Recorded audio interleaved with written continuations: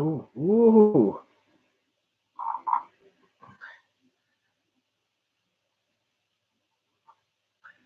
Oh boy.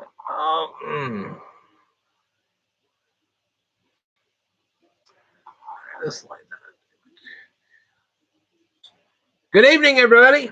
It is once again Ted the Speed Learner. I gave up on that light. I think you guys can see me pretty good. I know the lighting here is not all that great, but here we are. Wanted to say to you guys, I hope you guys had a very happy Easter. Mine wasn't so great, and there's a good explanation as to why. Um, we had a situation arise. I had to work quickly on this, where they were going to fix a water main. Okay, and they actually did. They actually fixed the water main, but we had to prepare quickly because they had to shut off our water. Well, they shut it off for an entire afternoon and very early evening. Okay, and that became a problem. And that's kind of one of the reasons why I didn't just suddenly pop up with a live stream right over Easter time, because I was sitting here going, okay, we got to prepare for a water main that, um, like I said, they had to shut the water off in order to fix the water main. So that's where that little disaster came in. So that was one of the reasons why I haven't been on YouTube like this lately. Another reason is because, as I have mentioned more than once, I am not only writing a Kindle book called the PTCB on a budget, but I'm going to actually take the pharmacy technician exam. I'm going to take it, and I'm studying for this. And like I said, I'm also writing PTCB on a budget, and I have to utilize the material in this. What I'm doing is finding out what they want you to know and then showing you guys how to remember all that. Okay? Because just because you know it doesn't mean you're going to remember it when you go on the test. And the whole PTCB on a budget is to show you how to remember all the things they want you to remember.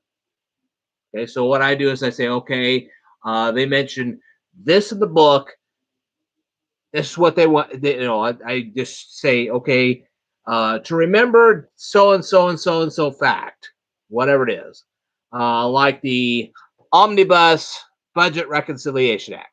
That's something that they mention in the book. And I teach you the etymology of omnibus and reconciliation and so on and so forth, and show you a way to relate that so you'll remember that when you take the test. The idea?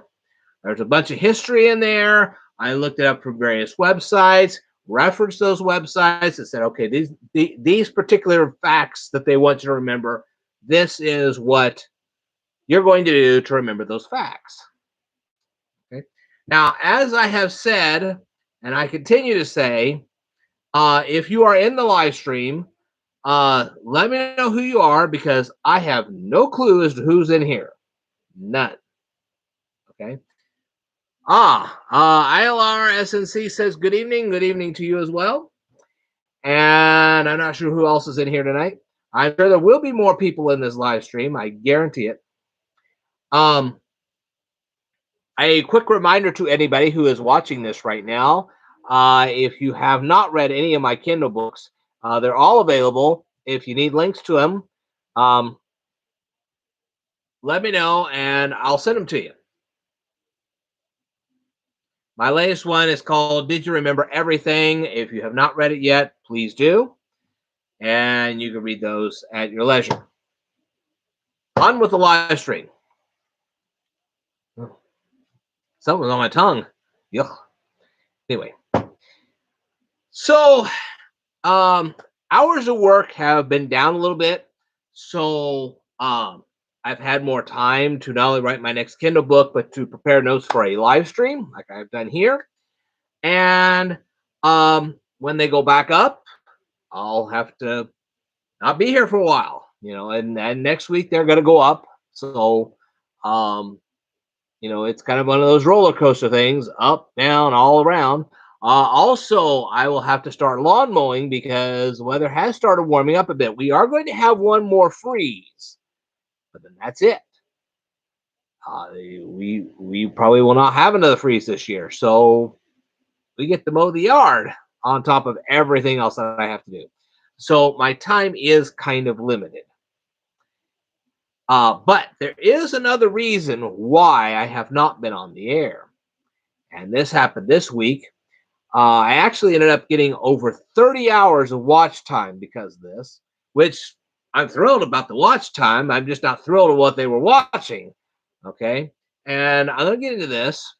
I'm sure you saw the title of the live stream. It was about Jeff Bliss and Amanda Coffman. I'm going to be covering both. And I'm going to go ahead. One of the first things that none of these people realized, and this is just the first of many things that these people that replied to me did not realize at all, is I had actually placed the notes that I was going to use here on this live stream on my Speed Learner fan page. I can say that even though there was one person that commented on my video about Jeff Bliss, I'd actually posted several videos about Jeff Bliss.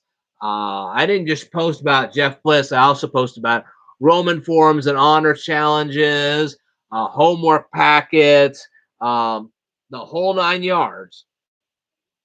None of these people actually went to my navigating my YouTube channel 2020 video and checked out to see if I had any other social media besides YouTube.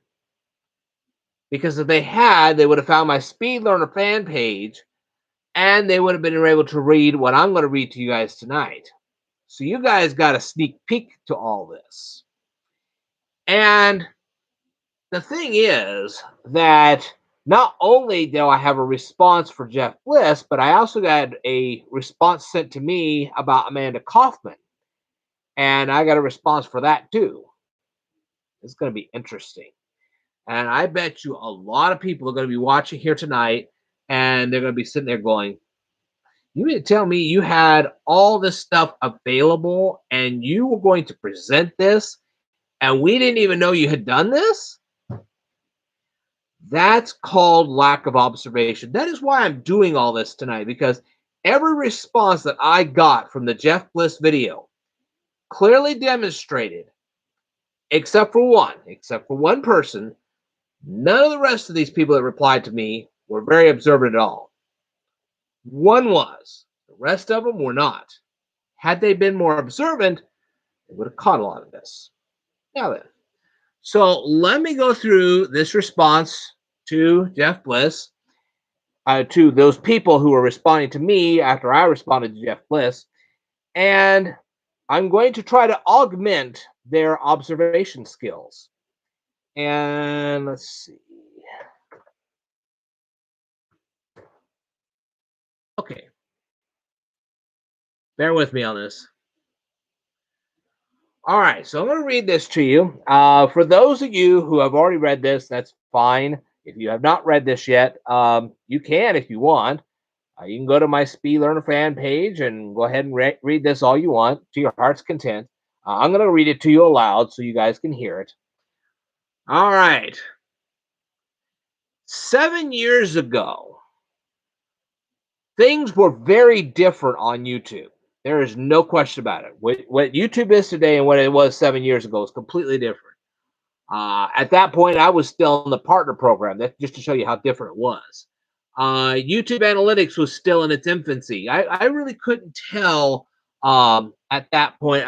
Yes, I could see that somebody was watching my video, but I couldn't tell how much watch time I was getting or anything like that. I mean, we're talking real statistics that I work with now.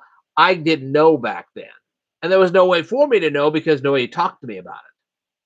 So I just didn't know YouTube Studio the way I know it today. Even if it had been there, I wouldn't have known. So that's another difference too. course, my videos were still somewhat substandard because the internet that I had at the time, which I still have but has improved dramatically, it didn't provide very great upload speeds. I can say that the situation has improved somewhat, but I wouldn't go as far as to say that it's improved massively. It really hasn't. The download speeds have improved greatly, but the upload speeds, not so much. It was at this point that I started to realize that most of my viewers, and of course I have obvious exceptions. Don't get me wrong. I really do have some people that actually learn some stuff. There's no question about that. But the vast majority of my viewers seem to be only interested in my parade videos and sign videos. Well, that's all great and dandy and everything, but that doesn't really grow a YouTube channel. And since I was on the partner program at that point, I really wasn't making much revenue either. So, that was becoming a problem. So, the ones that really did take my educational programming seriously already knew because they had good observation skills, and they still do. This would be like uh, Crazy Josh Cravey, Survival on a Budget Made Easy, ILR, SNC. These kind of people, they are very observant. And that's great. It's fantastic. I'm glad I was able to teach them, and I'm glad I was able to help them. But unfortunately, I have more people that are not as observant as the ones who are. They just really did not realize that this truly is an educational channel.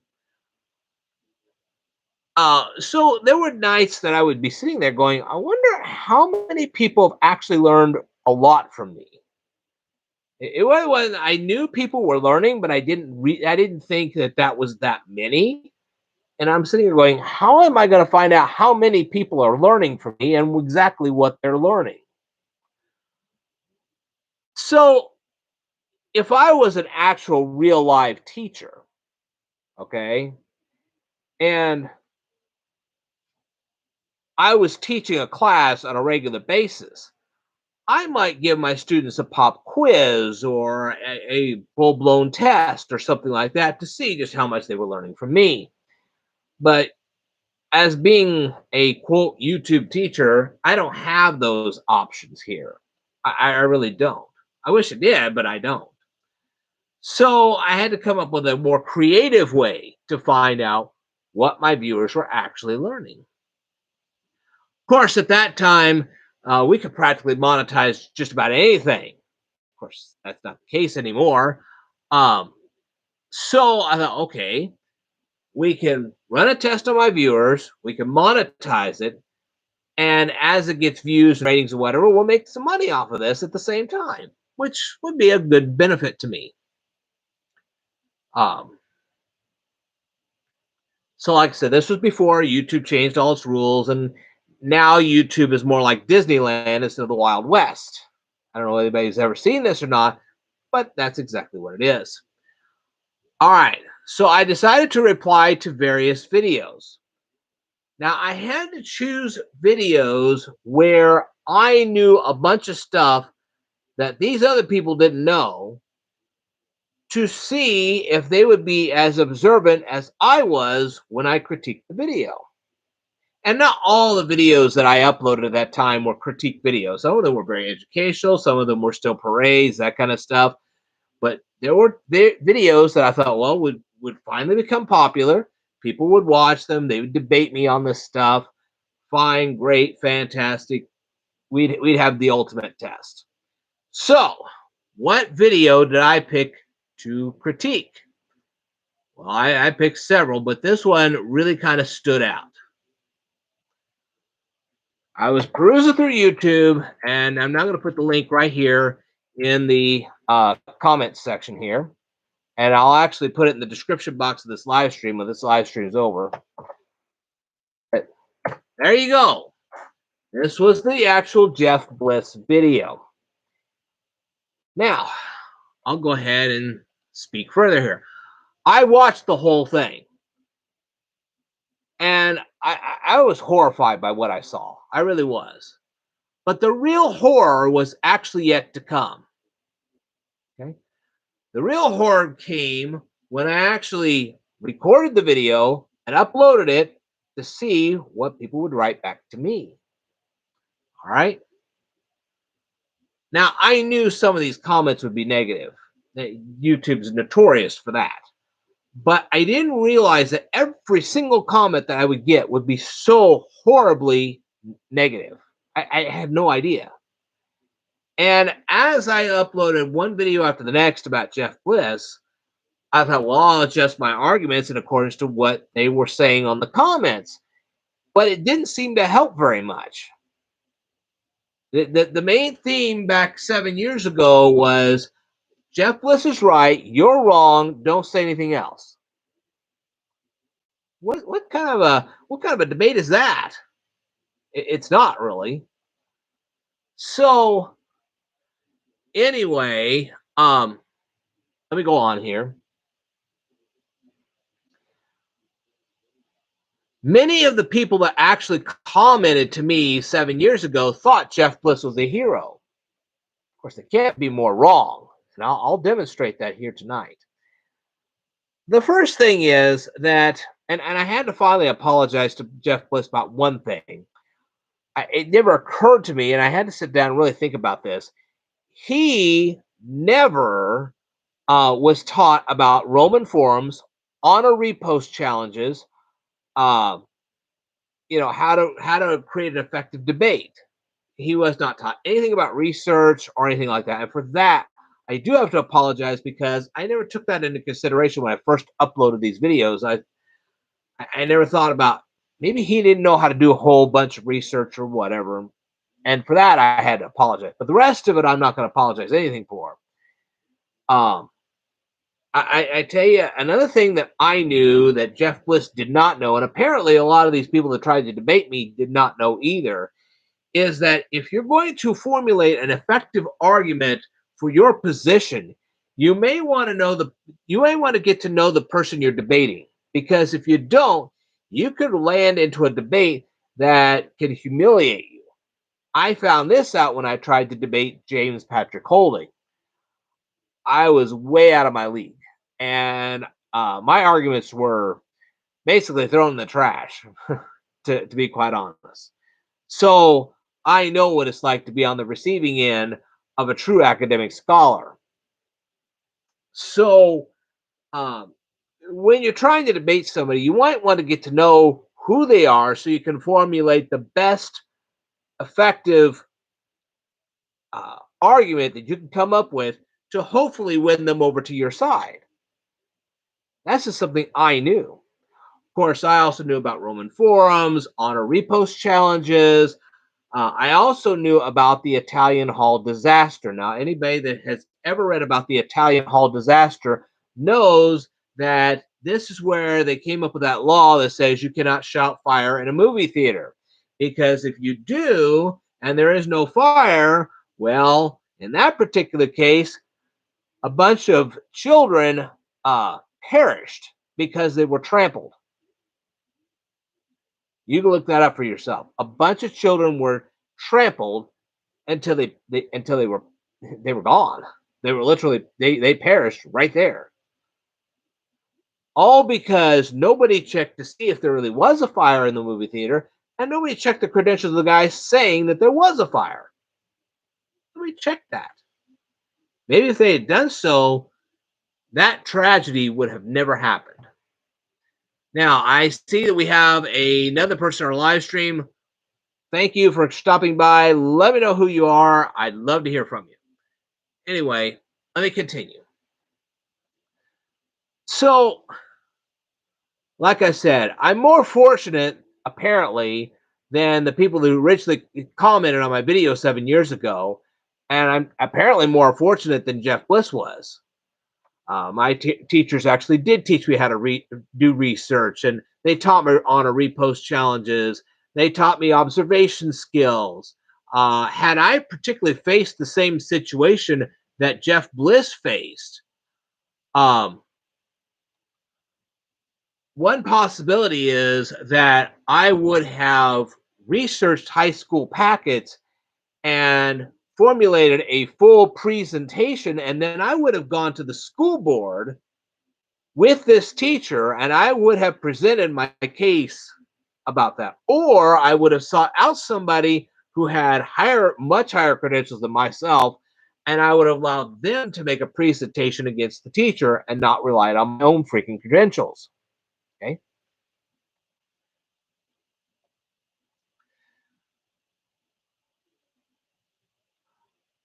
Of course, there is also the other option. I would have hopefully had taken the time to actually spoken to my teacher after class was over and seeing if we couldn't work something out. Okay. Uh, Now, for the people who commented on my video 7 years ago, the other thing they did not know was that Jeff Bliss was a high school dropout, and he had actually gone back to school, which was kind of the smart thing to try to get his diploma after all. I guess he quickly realized you ain't going to get much of a job if you don't have a high school education. It just doesn't happen anymore. Okay. So Jeff Bliss did not pursue any of these options. And none of the things that I just presented to all of you was ever discussed in any of the comments that I received 7 years ago. Now, here's another thing that I actually I want to say right now. Um, I see I have a fourth person live stream. Hello, whoever you are, please tell me who you are. I'd love to hear from you. But anyway, another thing that a lot of people didn't know was that I made a deliberate effort with these Jeff Bliss videos outside of putting his name on the video, the video title. I didn't put anything in the description box. I didn't. Well, if there is anything in there, it's very minimal. To be perfectly honest, it's very minimal stuff. I also did not put up a nice thumbnail. I certainly did not put up a bunch of tags. I didn't advertise the videos at all. Why is that? Well, I've told you guys before, but I'm going to state it again. The main reason for this was that this was kind of an off-topic thing. My intent and purpose for this channel has always been education. And what I wanted to do was to get people to focus on the educational videos and not worry too much about Jeff Bliss until we could have a better discussion like we're doing tonight. So this was a deliberate effort to say, okay, we're going to postpone our conversation about Jeff Bliss for another time. I want you to study this first, get yourself a high school diploma, get yourself a college degree, get yourself a good paying job, and then we'll have this discussion about Jeff Bliss. That by that time, you guys would know about research on repost challenges, homework packets, and so on and so forth, and we can have a real intellectual discussion. Okay. So I was not counting on a bunch of comments coming in. I knew some would, and I knew some of them would actually be negative, but I thought, well, maybe there's some intelligent people out there that actually would watch this stuff and would have a better conversation about this. I was wrong. I was very badly wrong. Anyway. Okay.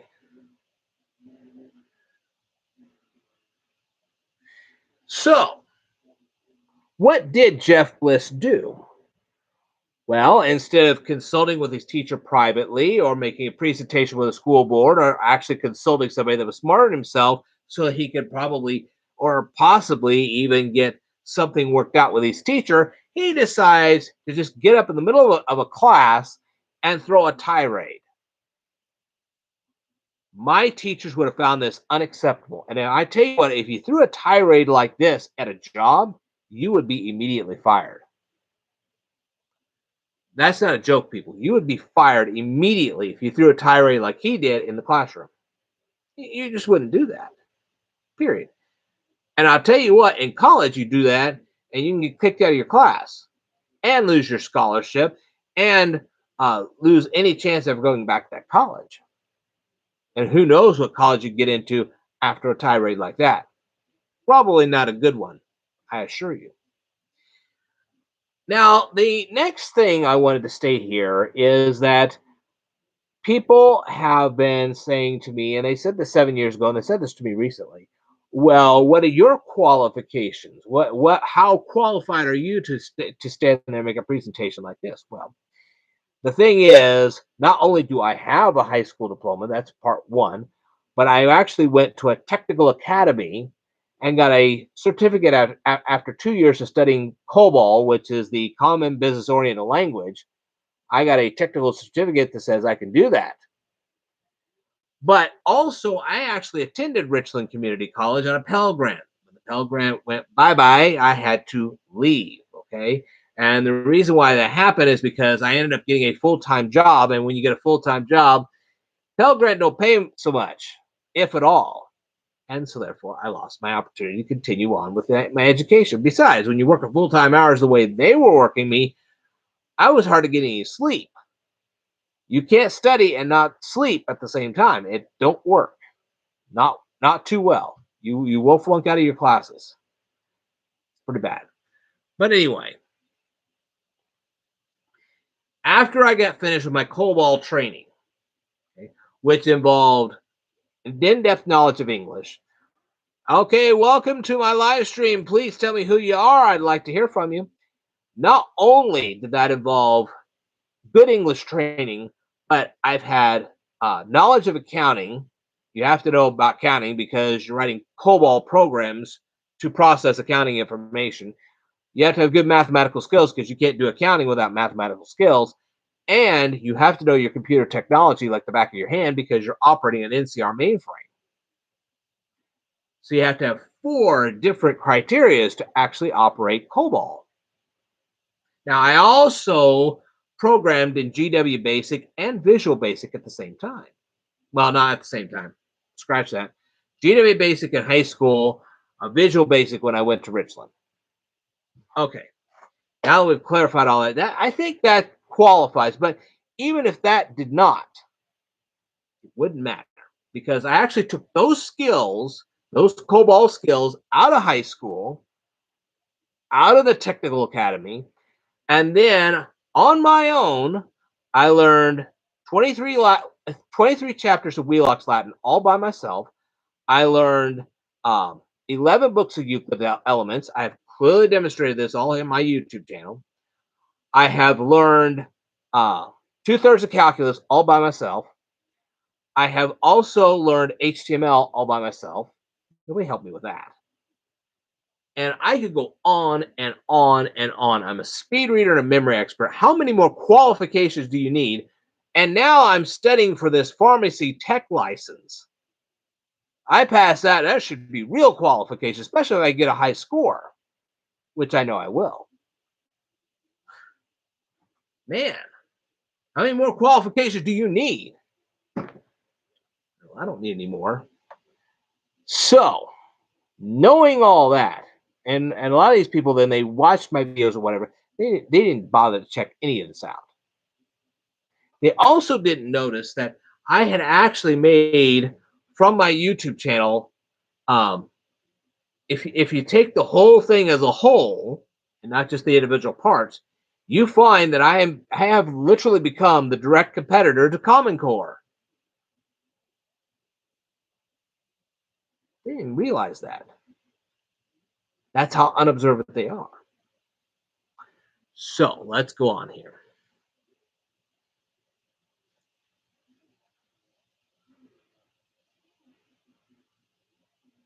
Now, Jeff Bliss didn't just throw a tirade in the classroom. He actually told the teacher how she should be teaching. Talk about very disrespectful. Did these people observe any of this 7 years ago? No. And the ones that came to me recently, did they observe any of this? Only one did. Only one. And that one person was Leah C. And I have to laud her, which means I have to praise her. She actually realized some of this stuff. And she had a very high level intellectual conversation with me. None of the rest of them did. So whatever I'm saying does not apply to Leia C. Even though we don't agree on everything, it's okay because at least she's an intellectual. I can tell. I can tell the difference between a real intellectual and somebody playing the part. She was a real intellectual, and I'll prove this. But anyway, all right.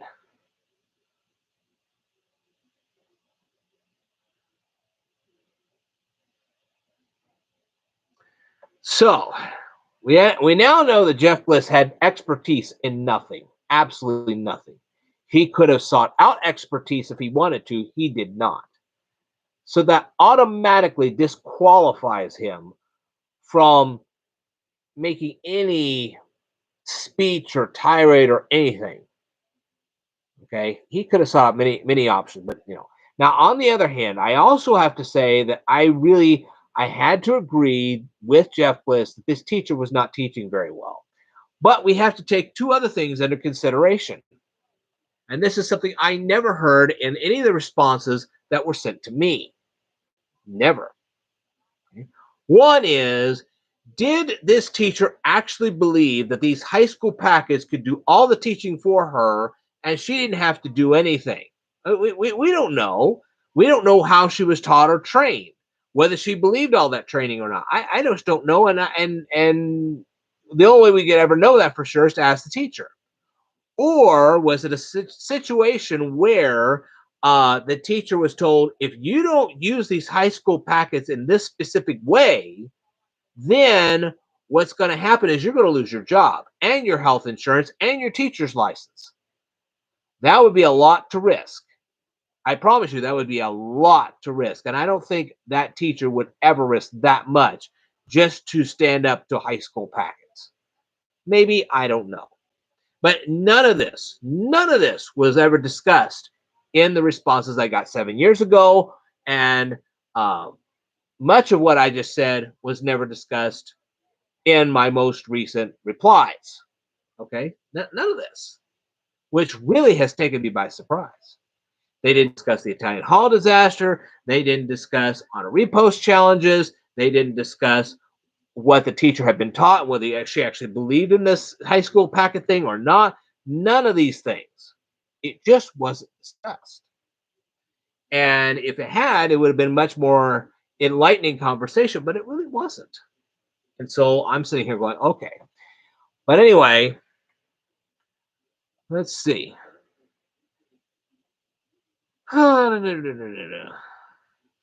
Did Jeff Bliss fix the current education system with his tirade? The answer obviously is no. Because if he had constructed a YouTube channel like what I've just done, that would have fixed the educational system. That would have become a direct competitor to Common Core. That's not what he did. I did that. He did not. See the difference? Okay. And here's the thing. This teacher, after the whole incident was over with, she actually apologized to Jeff Bliss. This weakens her teaching position. It weakens all teachers because it tells the kids that it's perfectly acceptable to throw a tirade in a classroom, and it is not okay to do that. Period. It just isn't. I've covered this before, and I'm not going to cover it again. You do not throw a tirade in a classroom. I don't care what your reasoning is. You just don't do it. There are far better and more effective ways to challenge a teacher than to do that. That's embarrassing the teacher. You're literally telling the teacher, hey, look, I know how to teach and you don't, in front of her students. That's very disrespectful. You never do that. Because besides, it actually opens up an ability for this teacher to actually target your lack of credentials and humiliate you on the spot. You don't want to open yourself up to that because you just dropped an honor repost challenge. That's not a good thing. So there you go. But none of this was discussed, not one bit of it. Okay. All right. Was I aware I was going to get negative comments? You bet. I just wasn't aware they're going to all be negative like this. I just, So,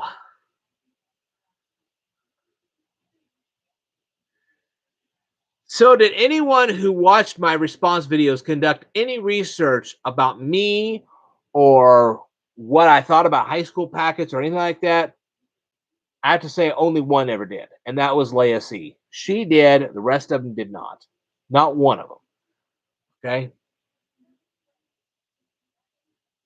And let's see. All right, now I'm going to go ahead and give you guys the link to my response to Jeff Bliss. And the reason I'm going to give it to you is because, one, I want you guys to read some of the comments that were left to me, but specifically, I want you to read the comments that Leia C left to me. You will actually see the difference between what Leia C said and what all these other, and I will read some of these comments that were sent to me to show you just how ridiculous those particular comments were. Okay? So anyway, let's go on with this presentation. Okay, now there was another video that was posted up, and I'll share the link for it in just a second. It was let me pull that up for you real quick because I really need you to see this as well. And you can see comparing what I've just done with this is well, anyway, let's do this. Jeff Bliss response, and let's see. Oh, I hate misspelling. Good thing that I have. Okay. The video comes from a lady. Her name is Andrea Donaldson. And I actually did watch her entire presentation. I actually went through some of her videos. It looks like that she tries to run some kind of a beauty channel. I don't know exactly. I didn't go that thorough with it, but anyway. So anyway, here's her video, and I did learn three things about the video response that she made. First of all, she is a parent. She was a high school student and high school graduate. She actually went on to college and tried to pursue a teaching degree. Okay, but, and I do say but on this one. My response to her is this. She fell into a classic Euclidean trap, and I'll illustrate this Euclidean trap in just a second. She stated, and I will of course paraphrase because I don't want to use word for word here, but I'll paraphrase. She paraphrased that. Well, not she. I am paraphrasing what she said. She said something to the effect that all elementary, junior high, and high school students are entitled to a quality, comprehensive education. Really? Let's think about this for a second. Let's start with an illustration. A lottery ticket. You go out, you buy the lottery ticket, you win. You actually get the prize. Way to go. Okay. Now, somebody comes along and says, hey, look, I'm entitled to half your winnings, even though you bought the ticket and I didn't buy a ticket. And but it doesn't matter. I'm entitled to half your winnings anyway. Would you give them half your winnings, even though they didn't buy a ticket at all? You'd have to have a really good reason to do that. I mean, unless they're like totally impoverished and you want to help them out, that's one thing. But they aren't entitled to your money because they didn't buy a ticket. This is the same thing with Social Security, and I see this a lot. Social Security is the same way. When you pay into the Social Security system, you get a check when you retire. If you don't pay into Social Security, you don't get a check. Get the picture? Well, the same thing happens here. Outside of some sales taxes that kids tend to pay when they actually buy toys or whatever, and usually that money comes from mom and dad. That doesn't really come from them. Oh yeah, they'll do chores and whatever to have an allowance, but really, they're not really at a job or anything. Unless they're at a job, earning an income, whatever, they're not entitled to a quality education because they didn't pay into the educational system. Now, their parents are entitled to get them a quality education because they paid into the system. unless, of course, they've never paid into the system. And if they've never paid into the system, they're not entitled to that quality education. Get the picture? You pay in, you get out. If you don't pay in, you get nothing. That's the way it works. Period. So her statement right there was completely wrong. 100%. That's the classic Euclid trap. And anybody that knows Euclid elements would have known that. So, anyway, that's my response to her. Now, I am going to go ahead and I'm going to hold on. Oh, okay. Now, what I am going to do is I'm going to go through not all of these comments, but I'm going to go through some of these comments and show you just how to show you the difference between an intelligent conversation like what I've just had. And oh, and by the way, that Andrea Donaldson that I just talked about, she was saying that Jeff Bliss was so articulate. No, no, no, no, no. What I have shown you today, what I have presented today, is far more articulate than anything he ever came up with. Period. I have literally shown true articulation here. So to say that he was articulate, he was not. He may have not used any colorful metaphors as far as that's concerned, but to show real intelligence, he did not show any of that in his presentation. I did. Okay. And that was something else I was trying to see what, for those who were watching the video, I wanted them to ask this question. If Jeff Bliss isn't qualified to take a stand, who is? The answer, me. I'm qualified. He is not. That's why I wanted them to turn to me so I could take on the teacher myself and have a full-blown academic debate with her. And I would be happy to do that. So, anyway, those are things. Now, that's an articulate argument. Okay. And I know about debate club. I was never a part of a debate club, but I have seen debate clubs, and trust me, that's how you debate. That's how it works. Okay, so let me go ahead and read some of these other comments to you. Did the thought of why he dropped, and notice here, this is another thing I noticed. Both of the comments are 7 years ago, which I'm not going to read to you, but these comments right here, this is something that a lot of people did not notice. Was spelling mistakes. If you're going to reply to me, you're going to have some kind of effective argument. You know, when you're making a comment like this, you can run it through a spell checker before you post it. I mean, that's an automatic sign of ignorance, as far as I'm concerned. Really, if you're going to debate me, at least have the common courtesy of checking your spelling before you put the comment on the air. Let's go on here. Did the thought of why he dropped out cross your mind at all? Actually, it did. He's most likely complain, and that's another thing. Grammar mistakes too. He's most likely complaining about the same things that stopped him from getting a proper education. What kind of a sentence is that? Not an effective one, I can tell you that. If one of my teachers just started to hand out paperwork like that, my grades would be 6 feet under in a month, and the same with 95% of my class. Are you so certain about that? You're telling me that one person would have the ingenious idea of going out and do research? Let me tell you something.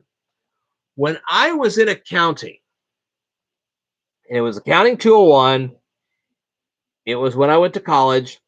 When I was in accounting, what I did, I had learned from high school that there was this thing called the Financial Accounting Standards Board.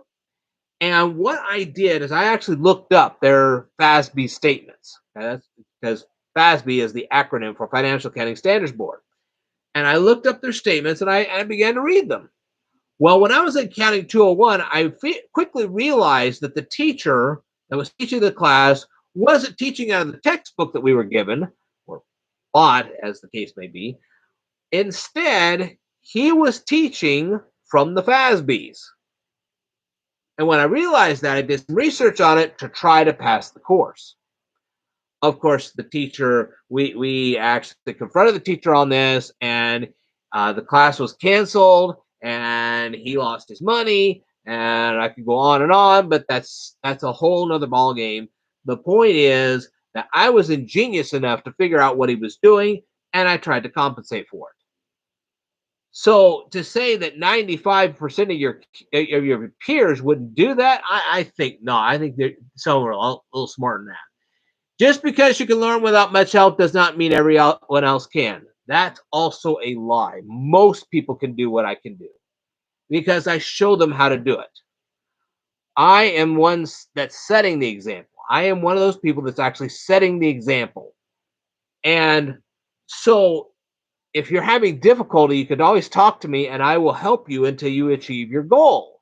So that's false. I think he has the same right to talk about the school system as you do. No, he does not. Unless, of course, he decides to either one, do the proper research that it takes and rely on somebody else's credentials instead of his own, or he consults someone and lets them do the presentation instead of himself. Now, if somebody else does the presentation, that's fine. Or if he had made a presentation in the school board with credentials from somebody else, that would be okay too. But no, his credentials on his own were not enough because it leaves you open and vulnerable in a debate where the person you're trying to debate will actually take your credentials and throw them in the trash can. And you don't want to weaken your position in a formal debate. You really don't. So that's wrong. Just because he's been blank over by the education system doesn't mean he can't talk about it. He can if he's making a formal presentation with somebody else's credentials, but on his own, he does not have the credentials enough to do that because he doesn't have the teacher's point of view. He has his point of view only, and it really weakens his ability to debate. So, wrong. In fact, I'd say he should speak out about it so he can help others, and together we can change this outdated style of testing and paperwork so people can have a fair and fun time at school. Really? He didn't help anything. He just ordered a teacher to teach the way he wanted it, but he didn't exactly specify the way he wanted her to teach. Oh, he gave some vague ideas, but he didn't actually come up with a comprehensive plan to replace what they were doing. So again, that shows how ignorant that statement really is. Oh, hello. Anyway, are you beginning to see the difference between a true academic and this? Good. Very good. All right. It says here's another one. You are the reason that why the system is broken. No, I'm not the reason the system is broken. Common Core is the reason why the system is broken. Do you really believe that just because you have the credentials mean you know how to teach? Well, judge for yourself. I've been doing it for a long time. Anybody can suck at their job and still do their job. Not for long. They do finally get fired eventually. So that's wrong.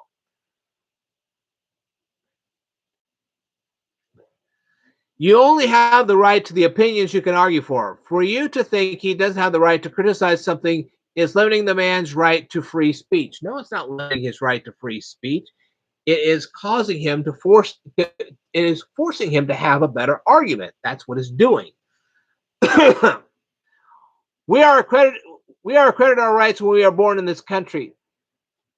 That's false. That's 100% false. We are not born with credentials. Okay, we either earn them or they have no value. Credentials that are not earned have no value whatsoever. Period. Why do people want credentials? Because they have a value.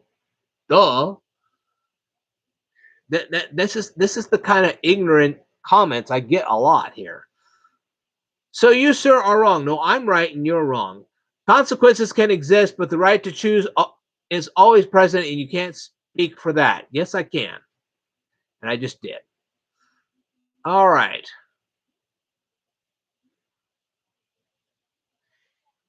He doesn't have the credentials to criticize the school system. That is correct. Did you do a vocation? Did you do a vocation in educational criticism, or are you just a salty old man trying to inject yourself into the conversation without even offering a means to an end?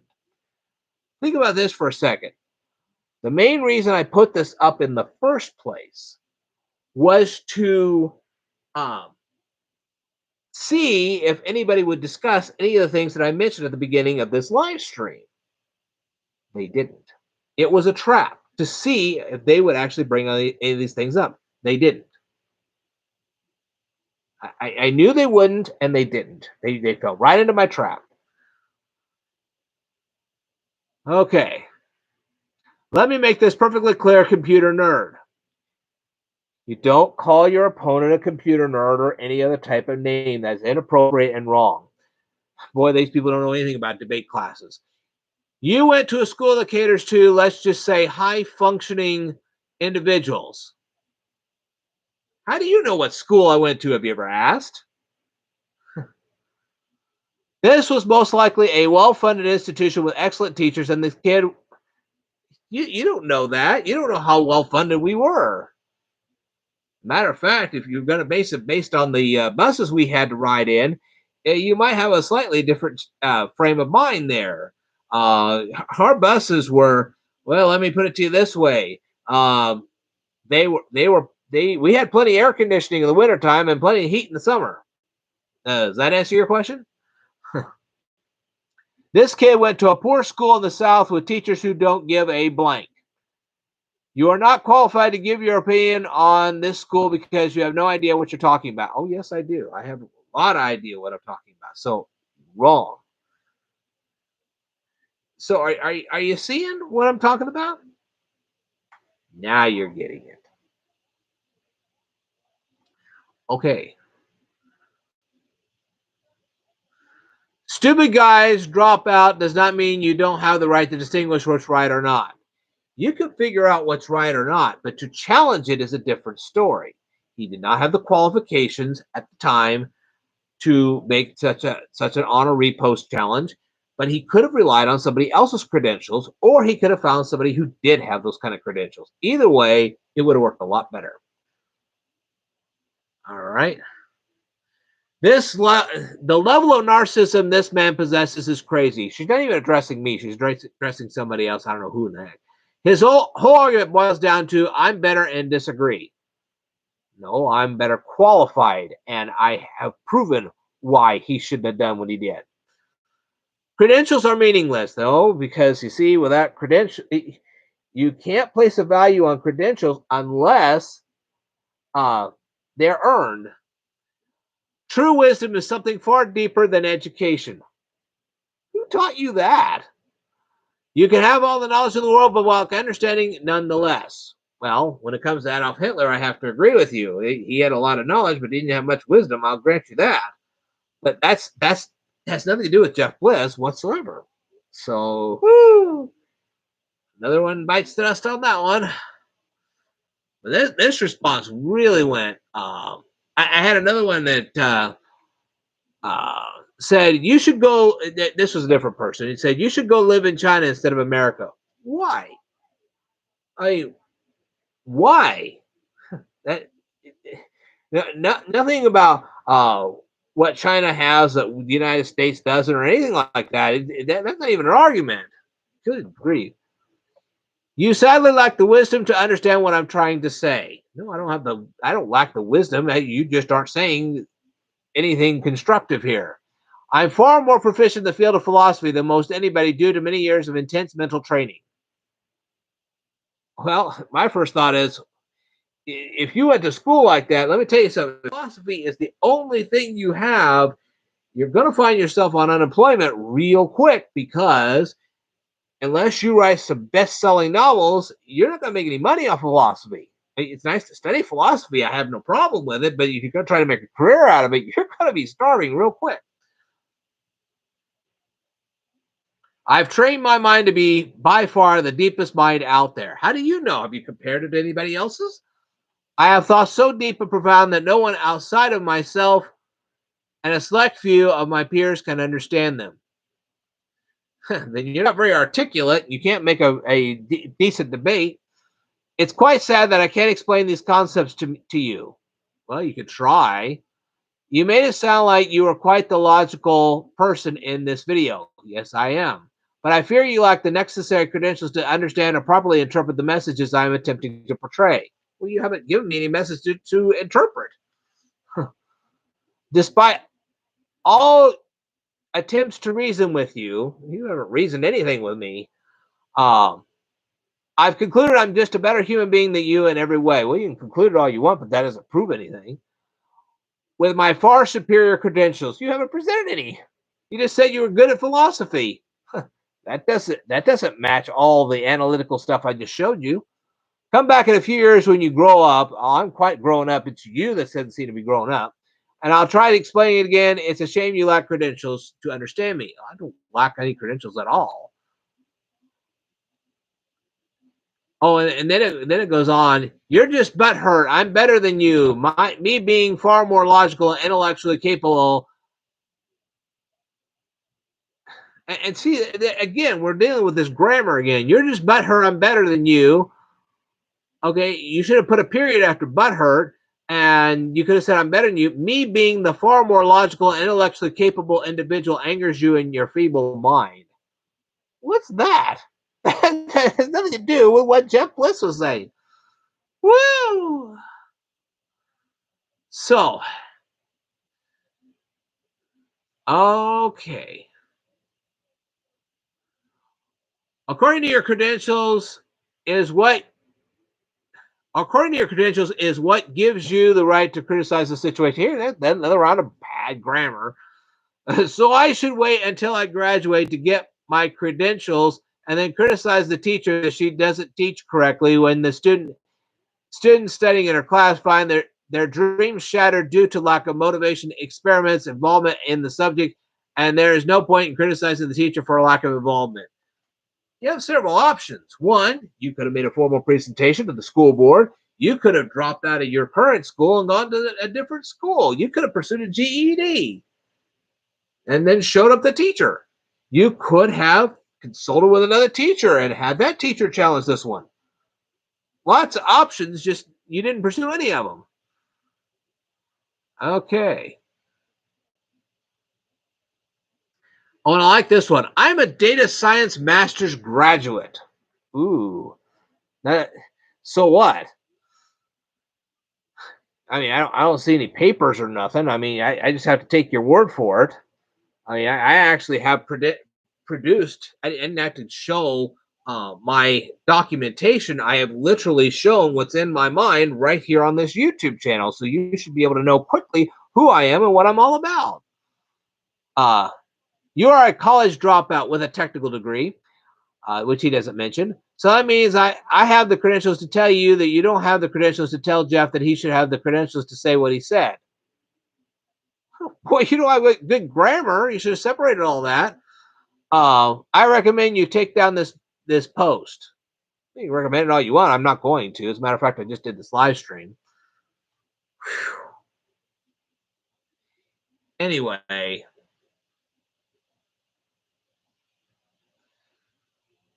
Whew.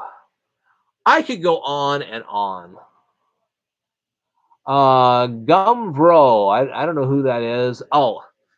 If you want to go back to the beginning of the live stream, you can do that. This is all about me trying to show that Jeff Bliss and himself did not have the right to throw a tirade in a classroom or have enough credentials to debate a teacher in an honor repost challenge. That's what this is all about. Anyway, I could go on and on with this.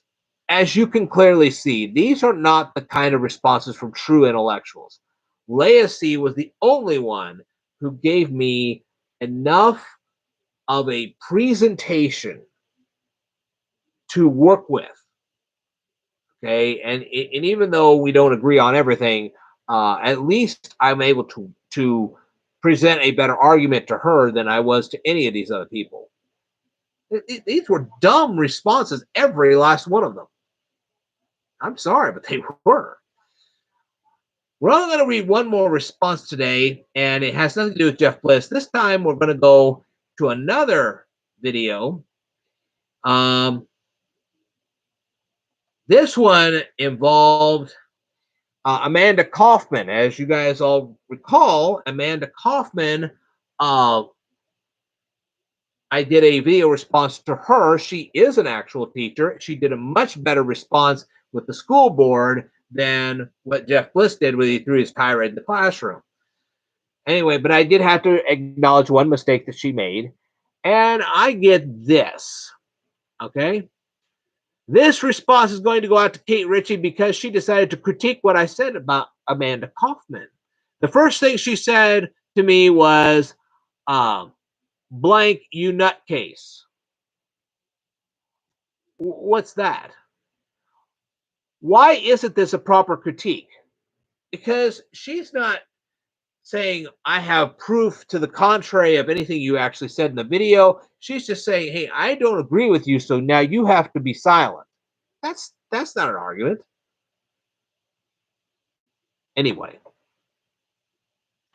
the critique is actually a command, not an argument. She not only called me a name, but she actually, in that statement, made a professional psychological diagnosis. What is she, a psychologist? Really? So I don't think she's a psychology student or a psychologist of any kind. She had no right to make that kind of a diagnosis.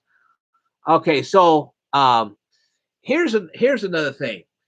After she made this statement, she had actually placed her comment right underneath a guy by the name of Robert Suarez Jr. He had made a comment about being an uncle, and he finally said, hey, look, I don't want this to become a dramatic whatever. We don't want the drama. So he deleted his comment, which is sad because I actually wanted to know what he knew about uncle. I was going to actually make a formal presentation on my YouTube channel. I thought, well, this would be kind of an educational thing. I could actually teach that. No big deal. I was kind of the idea. But the thing is that when he deleted his comment, everything that Kate Ritchie had said to me was deleted with his comment. That's how that worked. Fortunately, what Kate Ritchie doesn't realize is that every time you post a comment on my YouTube channel, an email comes to my Gmail, which tells me what you said. Oops. So anyway, so that's why her comments disappeared, because he took his comment off and hers was attached to his, so therefore they both disappeared. All right. So, all right. And what was Karen's response to this?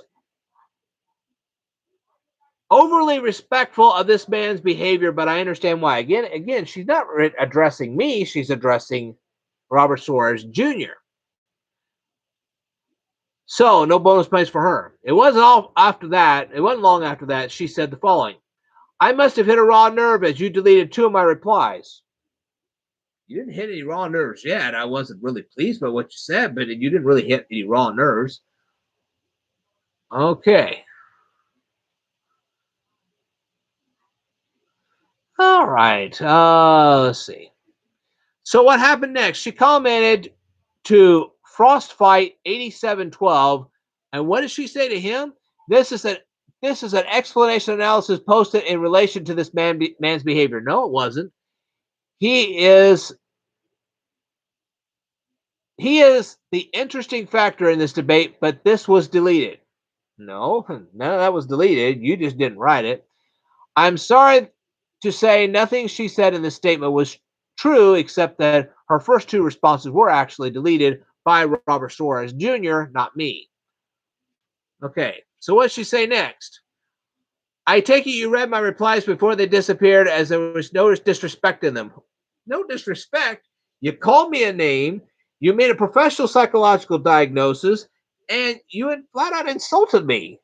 You didn't have any disrespect? Really? Uh-huh. So,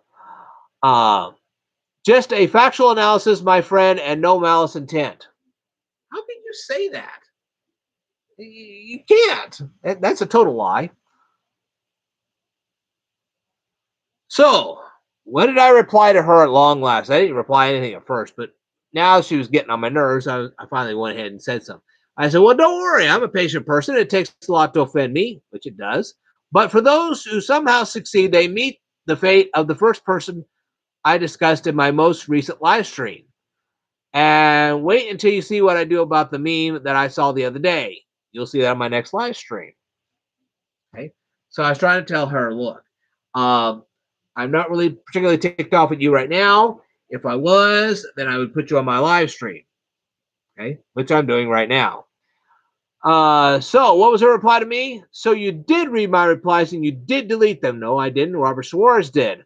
With regards to your next live stream, Ted, I refuse to witness you bully, harass, or victimize anyone because the truth hurts. No, I don't do things like that. Um, you are a keyboard gangster. Here again, she's calling me a name. That has nothing to do with any of this. Ted, because in the real world, your behaviors are not tolerated. You are the one who feels bullied. Oh, I feel bullied because you're the one bullying me. I'm not bullying you at all. So, when it comes to Kate Ritchie, I've read her replies. I didn't delete them. I don't bully people. People usually bully me. That's the way it is. I debate them in a Roman form, which I'm doing right here. She came to my video. I didn't go to hers. She came to mine. I didn't even seek out her channel. I didn't even know she was around until she made herself well known to me. My initial reply on my video was to Amanda Coffman, not to her.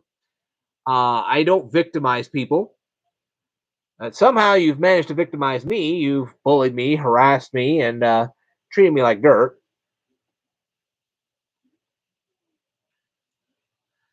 And who is the real keyboard gangster here? You came to my channel, made a professional psychological diagnosis. You insulted me. You called me names. You commanded me to be silent. So who really is the keyboard gangster? It's you. Okay. Woo. And then on top of that, you called me a liar. Really? So, Kate Ritchie, you failed on this one. Now, as you can plainly see, I actually am a real person. See this? I am a real person. So, anyway, let me go back over here. And what you're seeing here is really the real world. And you may not like my commentary, but most of my friends do. And the only reason I feel bullied right now is because you're the one bullying me. I'm not bullying anybody here.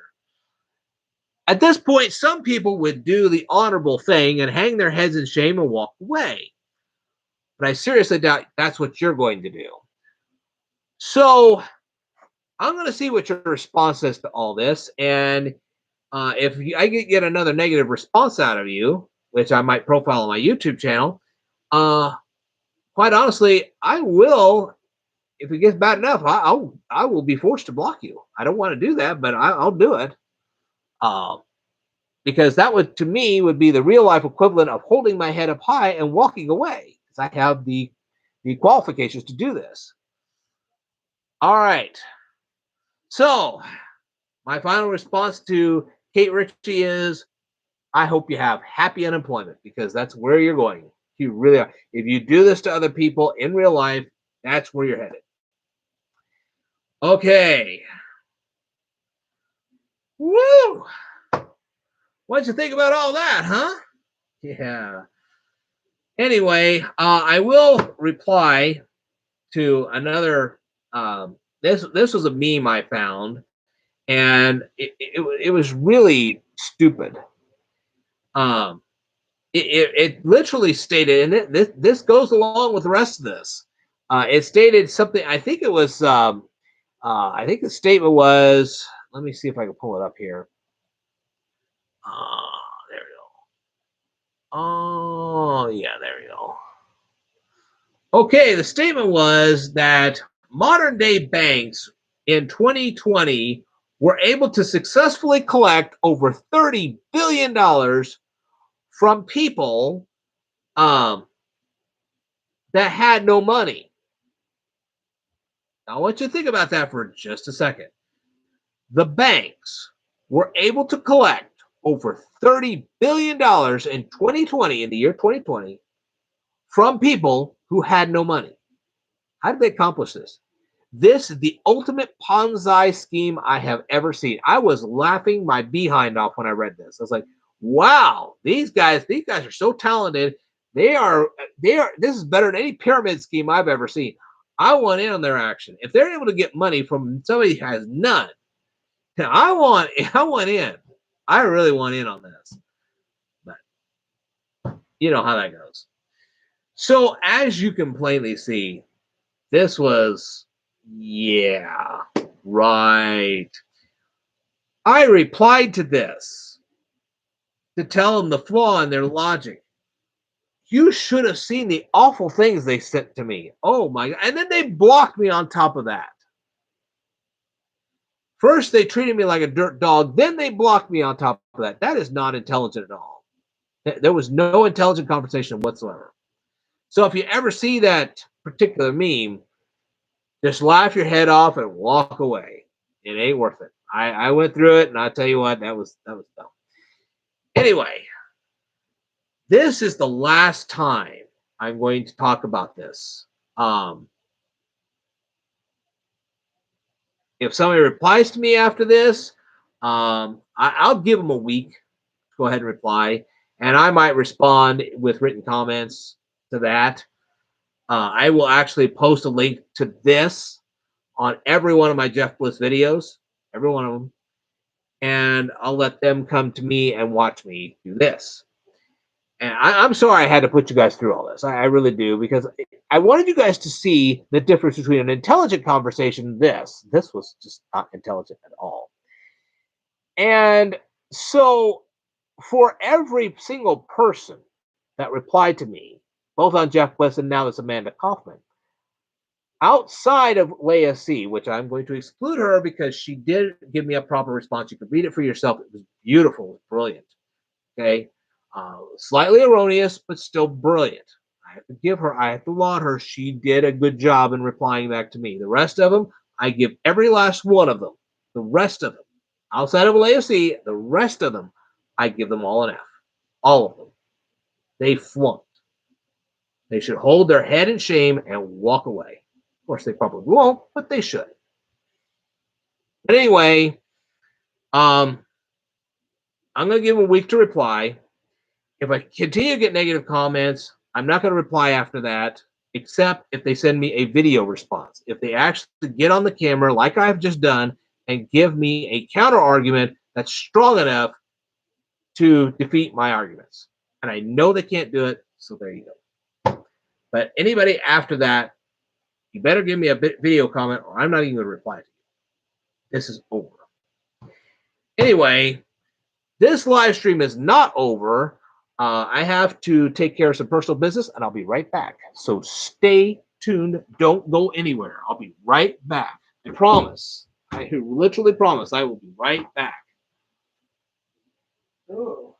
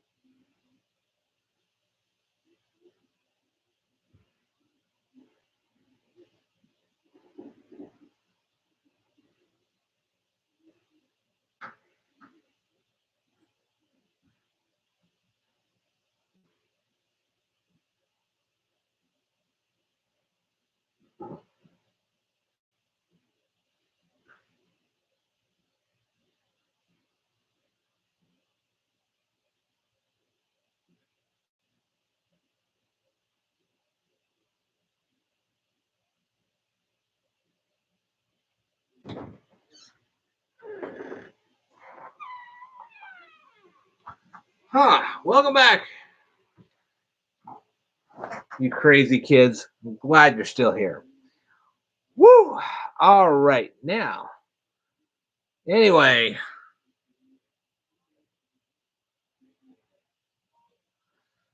let's go on to some happier things, shall we? I have to go up a little bit.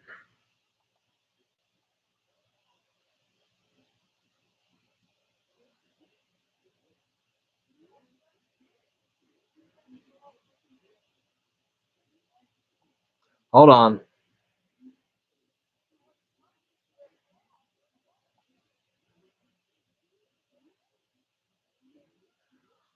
Okay. Well, we're going to hook up my digital camera. And I'm going to see if I can find that. Yeah. I've got a dry erase board somewhere. If I can find it. Let's see here. Okay, here we go. That's there. Oh, where is my dry erase board? Oh, wonderful. I do this to myself all the time. I think I know where my big one is, though. I think.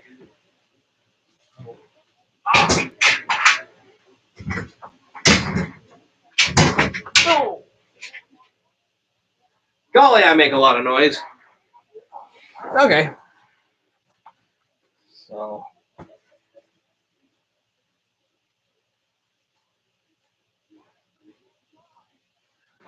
We'll just use Mr. Big Dry Erase Board. I don't know where my little one went. Doesn't make any difference. As long as I got one, that's all that counts. Okay. But before we use that, because yeah, we're actually going to do a real lesson today, I'm going to go ahead and turn this camera on because somebody actually won a video response for us this week. Hard to believe that, huh? Well, guess what? Somebody actually did win the video response awards this week.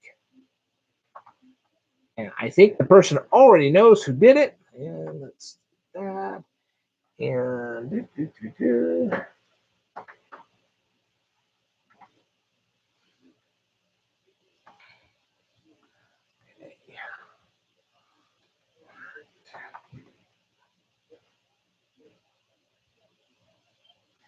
good evening, everyone. It is once again Ted the Speed Learner, and I am here once again to declare the winner of the video response awards this week, which happens to be none other than Crazy Josh Cravey. Congratulations, Crazy Josh Cravey.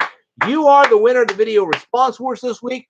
But before I continue, I just wanted to let anybody who's actually going to be watching this know that I have recently published a 5th Kindle book. If you want the link to that, you're more than welcome to leave a comment, and I'll happily get that link out to you. The title of the book is Did You Remember Everything? And so you can go ahead and do that. Right now, I'm running a live stream right now, and that is why you're seeing me at an angle. I have my laptop right here. I have my notes, and we're going to go ahead and talk about this. Crazy Josh Cravey entered 2 videos in my video response wars contest. I'm going to cover both of them right here and right now. I watched them both, and I have a few questions. The first one is the first video, and by the way, the links to both of Josh's videos will be down here in the comments section of this particular video. All right. So the first video was called Stop, Drop, and Rock. Okay. And I have to say, Josh, your voice sounds a lot like Tom Petty. The resemblance is uncanny. I really have to give you that. You're doing a good job there. I'm presuming, and if I've erroneously presumed this, but I'm presuming that Molly is the first person that we actually see in this video. If I'm wrong, please go ahead and correct me. Why is the character she's portraying so angry at the beginning of the video? And why does she choose to wear a spaghetti Western outfit? I'd like to know both of those. And I noticed that she placed a long playing record, because that's what an LP is, on a turntable.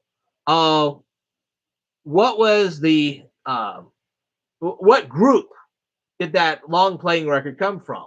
I would imagine you probably disguised it so it didn't look like it was from somebody else.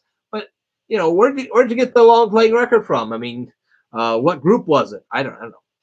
Uh, who are the other members of the band? Okay, and why is the lady in the lunchroom feeling overwhelmed? That was never really specified. The real question is, it's not so much that the guy sitting next to her looks bad. Does he smell bad? That's a more interesting question. Okay, now I personally agree that life can be a monotony, and yes, if you want to pursue your dreams, I'm all for that. I've never said not to pursue your dreams. I want you guys to do that. That would, if I were to say that, I would be crushing people. I just wouldn't do that. I would not crush them emotionally like that. I just wouldn't do that. But adults, especially young adults, they should realize that paying bills is the most important thing they can actually do. Sure, pursue your dreams, but make sure you're paying your bills at the same time. That's very important, because if you don't pay your bills, you starve real fast, and your car disappears, and wherever you're staying also disappears because you can't pay the rent.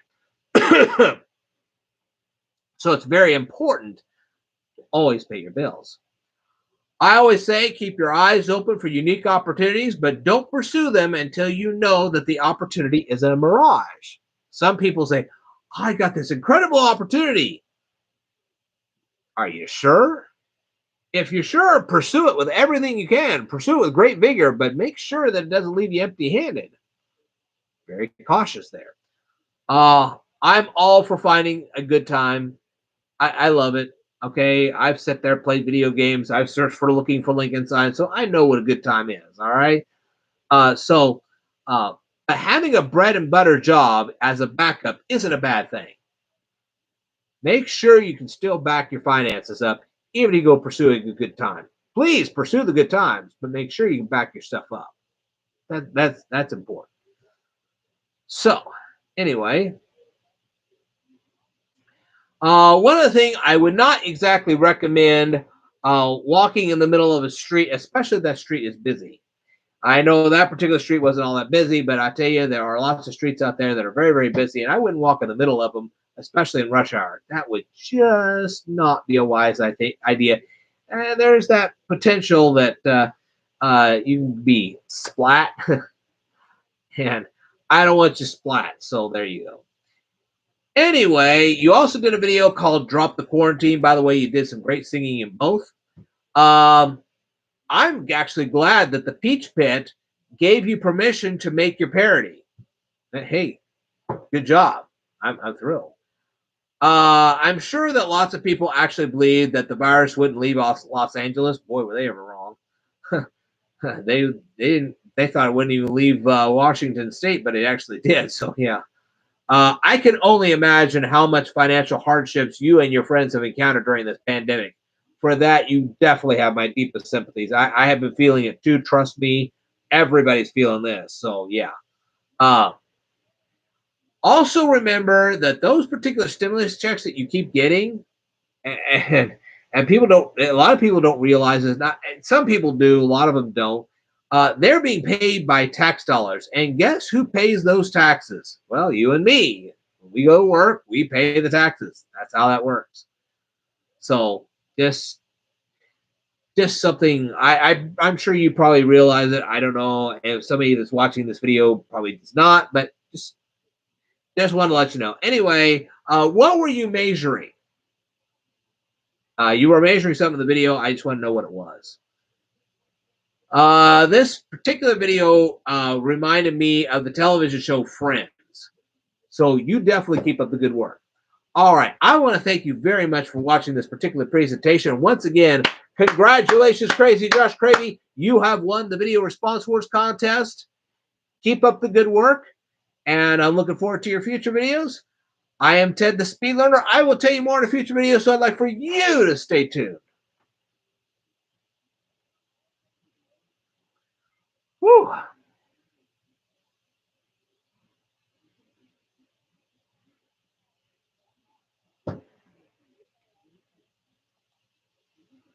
Whew. Wow.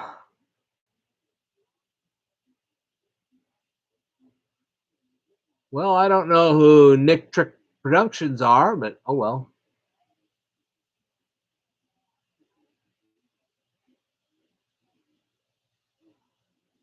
Oh, I don't know who Stephen Carlo is.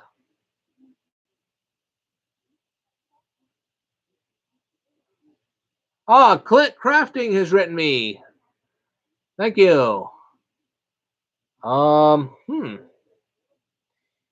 Anyway,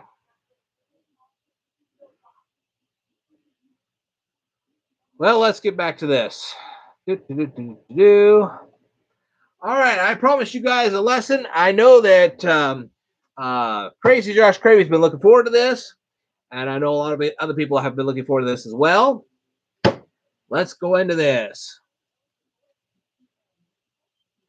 Good evening, everyone. It is once again Ted the Speed Learner, and if you are actually watching this, you are watching my. Never mind.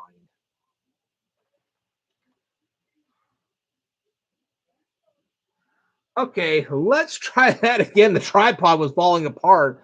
Whoops. Oh my. Okay, we're gonna try this again. Here we go. Good evening, everyone. Yeah, boy, that went bad. Let's try that again. Yeesh.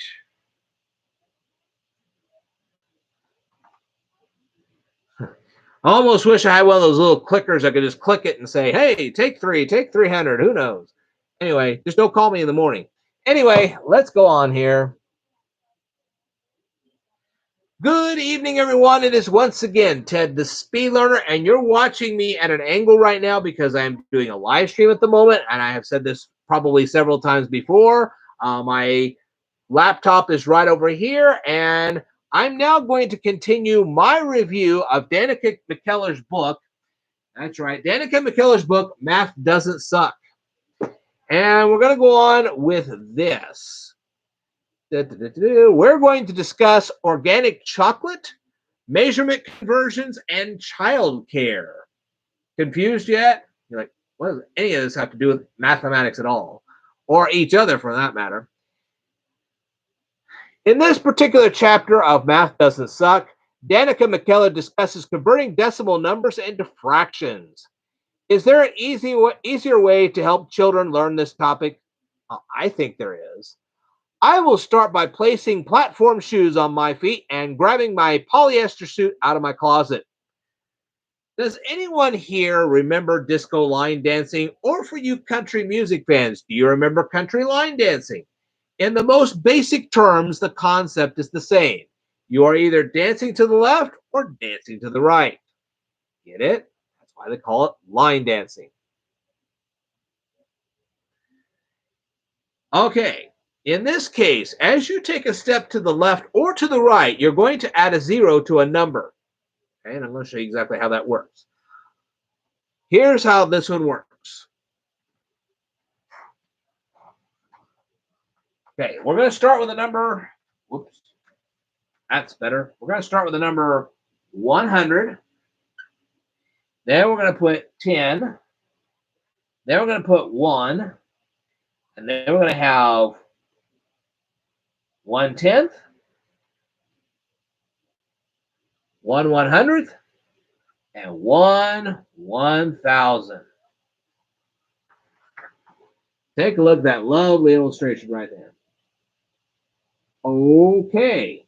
Why don't you go ahead and copy that, write it down, because I'm going to discuss this here in just a second. If you want to, if you're watching this particular presentation, you can take a screenshot of it, and then you can use it for an illustration, whatever. I don't care. Anyway, the first thing you have to imagine is that 1 is the center of the dance floor. Okay? Think about it for a second. You're on a disco dance floor. The center of it is 1. If you take one step to the left, you will place an extra 0 next to the number 1. That is why this is the center of the dance floor right here. You see that 10 right there? You're adding 1 0 to this, and that's why it's 10. Now, if you take another step to the left, You're going to add another 0 to 10, and that's going to make it 100. Okay? Now, the same concept is true when you go this direction, when you start going to the right. Okay? Now, what really happens here is that when you have this number 1, which is the center of the dance floor, what you really have is a 1 over 1. Okay?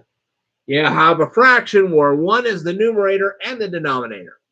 So if we're going to take one step to the right, we're going to add a 0 to this 1, and that becomes 10. So now you have 1/10. Same thing. We take another step to the right, we have 1/100. And if you take another step to the right, we have 1/1000. See how that works? Okay.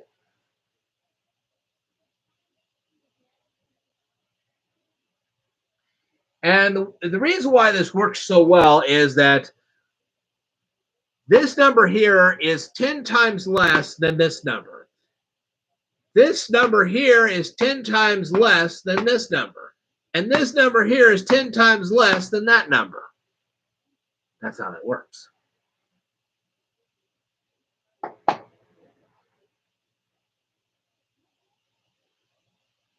Okay. So when you see the decimal 0.1,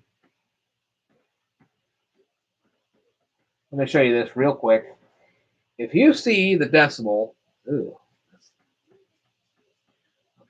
you see a decimal 0.1, you have to keep in mind you've already taken one step to the right on the dance floor, because remember, 1 is the center of the dance floor. Okay, so if you take one step to the right, you're going to have 0.1, or because that 0.1 actually represents, let me get rid of this one. 0.1 is equal to 1/10. Okay, so that's why I say, if you see the 0.1, you've already taken one step to the right. Okay, so make sure when you convert it over that you've actually added an extra 0, because you've already taken one step to the right. Now, what if you have the decimal 0.15? Okay, you have the decimal 0.15 right there. It is. All right, what are you going to do? You have to remember you've just taken 2 steps to the right on the dance floor. So if you're going to convert this over,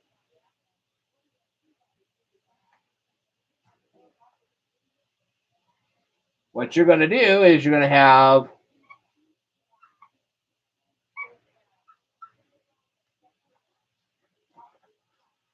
15 over 100. Because what you've done is you've taken 2 steps to the right, so that denominator automatically becomes 100. Now, what about the numerator? Well, the numerator, all you're going to do is remove the decimal point. So we had 0.15. All we're doing is removing the decimal point, and that is the numerator. See how that works? When you remove the decimal point from 0.15, the 15 became the numerator of this math problem. Right. Now, of course, you can actually reduce this. Okay, and if you do, it becomes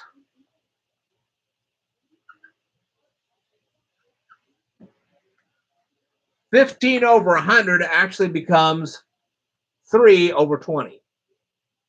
3 is the numerator, 20 is the denominator. 15 is the numerator, 100 is the denominator. Okay, so far, so good. Well, since Danica Mckellar actually brought up the subject of organic chocolate and measuring cups, I decided to go ahead and discuss both in greater detail. So what is organic chocolate? It's grown without the use of fertilizer or chemical pesticides. Once the chocolate is harvested, it's blended with milk. The milk actually comes from cows who are fed a strict organic diet. The chocolate milk mix is not genetically modified in any way. Now, if you want to know more about organic chocolate, go down here in the description of this video, and you're going to see a link, and it'll take you right to a web article to tell you more about organic chocolate. But now we have to move on to measuring cups, because she mentioned measuring cups as well. Where did their measurements come from? Well, this involves the British imperial system that was finally established in 1824. They determined that a gallon should represent a volume of 10 pounds avoir du pas of distilled water. What is avoir du pas? Well, let me give you, and it's actually not du pas, it is du pas. Avoir du pas. That's how it's really pronounced. I looked it up. Okay? Now, the first thing I'm going to do is teach you how to pronounce the word avoir du pas.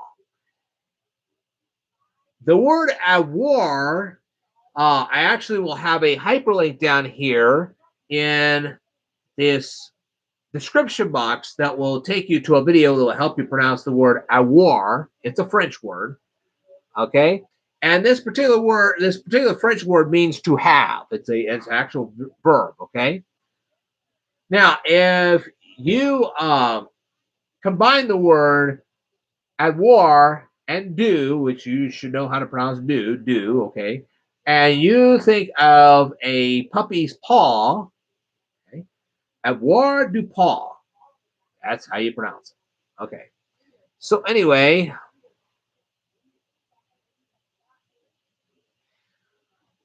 now the etymology of avoir du paw, it comes from the Latin word. Latin has a verb known as habere, which means to have, and Latin also has a word called pensum, which means to weigh. Okay. So we've learned all this etymology. We've learned how to pronounce a French word.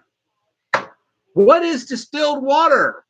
Well, when you go to the grocery store, you see purified water, you see spring water, you see distilled water, and then you're like, I don't know the difference between any of these things. Okay, well, distilled water works like this. They actually boil regular tap water, and they do it in a special room. And once the liquid changes to a vapor, they cool the vapor, and it comes back down, and it is placed in a bottle. Okay. And what happens during this heating up and cooling down process is that all of the contaminants of tap water sink to the bottom of the container. Okay. The water evaporates and leaves nothing but everything that was actually in the tap water, which is kind of a good thing because you get rid of all those little poisons and stuff, Well, I wouldn't call it poisons, but the contaminants that could potentially make you sick. Not necessarily, but could. But on the other hand, valuable minerals that's in the tap water could also be removed. So there you go. All right.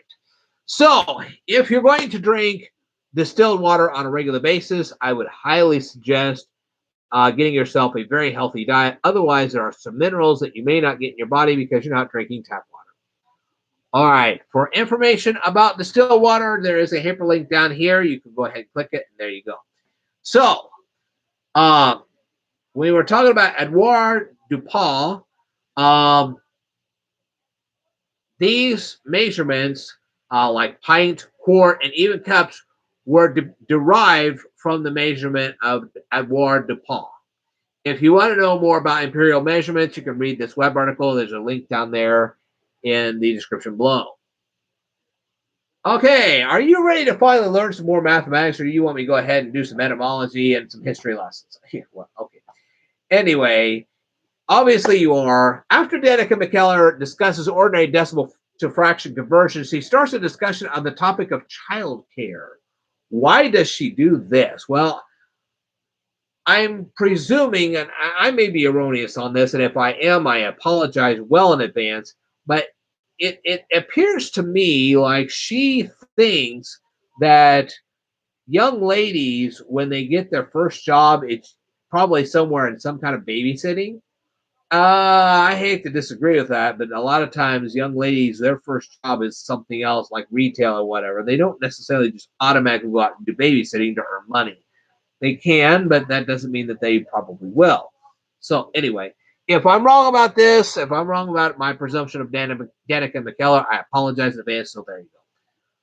And then she injects the topic of foreign languages into her child care discussion. Well, why does she do this? Well, if you read her book, the answer becomes clear pretty quickly. But if you continue to watch this video, you might still figure out why she suddenly injects the topic of foreign languages into childcare. So we're going to start our discussion with the number 9. Okay. Why do we do this? Because she discusses the number 9, and she thinks it's some kind of a magic number that can solve converting repeating decimals to fractions. And it kind of can do this, but not necessarily. And I'll show you why I said that. Let's start with a basic number. And this is where she is actually correct. And here we go. Now, I will grant you that 9s are very much involved in repeating decimals when you try to convert them into fractions. But that doesn't necessarily mean that 9's a magic number. And she kind of treats it that way. And I'm like, not so fast. Anyway,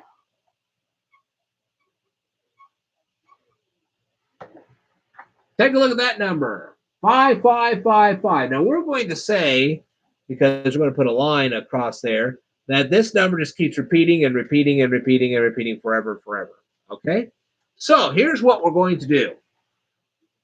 We need a rational number to solve this. Okay? If we're going to turn this decimal into a fraction, we need a rational number to do this. We're going to actually call that rational number x. Okay. Now we have our rational number. We don't know what it is yet, but we have the x. Okay. Now we can start at this point setting up an equation. This is a mathematical equation. Anybody that knows this stuff by now should know this. Okay. So we have x equaling 0.5555.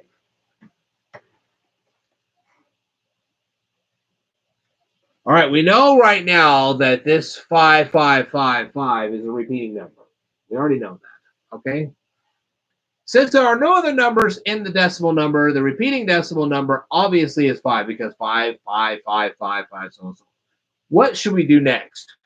All right, I want you to multiply both sides of this equation by the number 10. If you do this, the equation will look like this.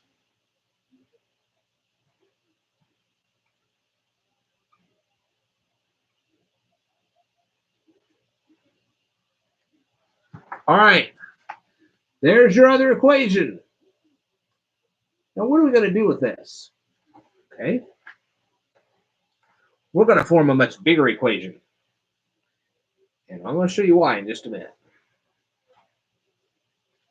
All right, here we go. We have,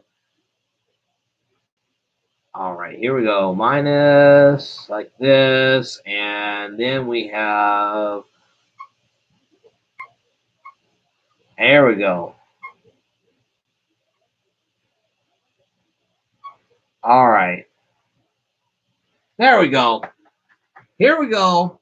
So 10x minus x equals 5 point whatever here. These are repeating. So are these. 5.5555 minus 0.5555. Okay. What happens when we do this? Well, we have 9x equaling 5. 9x now equals 5. What happens after that? Well, you divide both sides of the equation by 9, and your final answer, x is going to equal 5/9. And that's why Danica Mckellar considers this a magic number. And they say, well, wait a minute.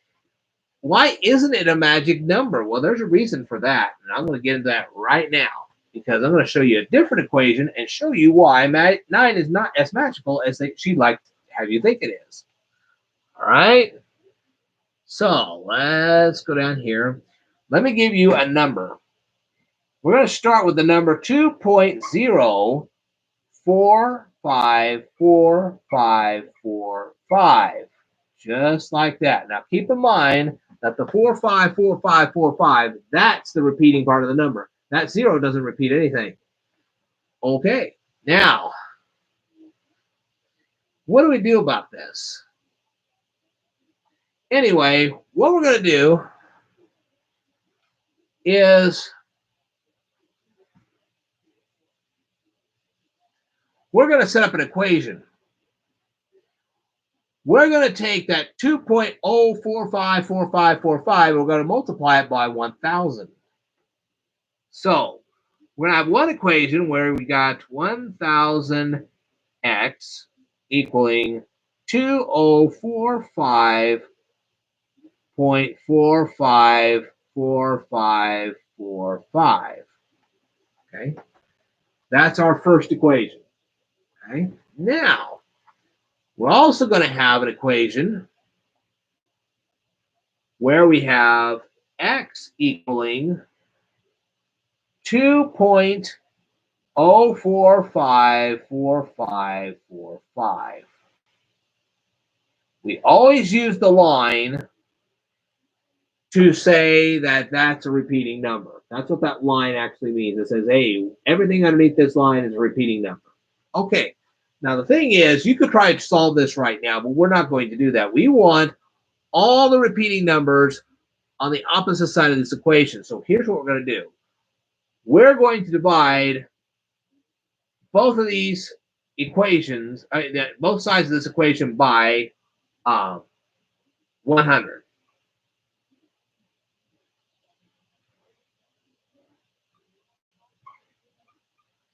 Just like that. We're going to divide both sides by 100. Okay, when we do, we're going to have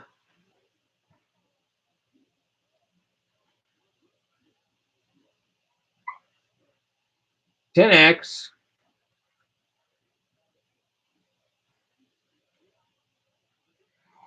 equaling 20.454545. Like this. See that? Okay. Now things become a lot more fun.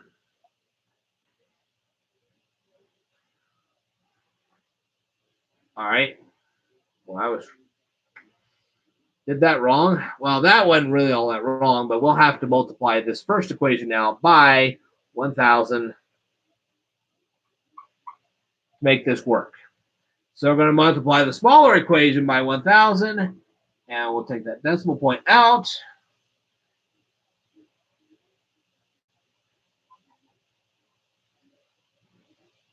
Oh, hold on.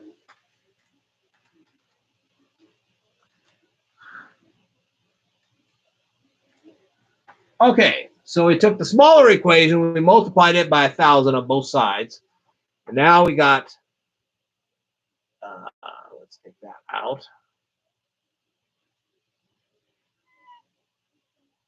Like that. Okay, so here's what we're going to do. We're going to do 1,000 x minus 10x equaling 2045. Ooh, that 5 looks terrible. That's what happens when you're on a live stream. 5.454545 minus 20.454545. Okay? So we have 1,000x minus 10x equaling 2045 point whatever here minus 20.4545 whatever. If we do this, we come up with an equation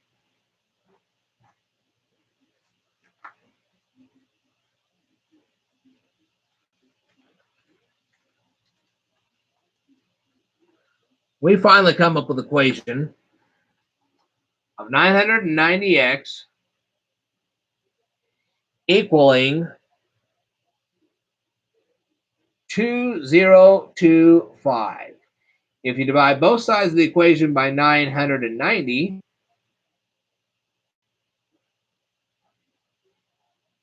you're going to get a fraction of 2025 divided by 990. Now, we can divide both of these by 45, which actually happens to be divisible by 9. So like I said, 9 is not totally magical, but it is somewhat. Okay, so we're going to divide the 2025 by 990. And we'll get an answer of 45 divided by 22. And that's the end of your answer.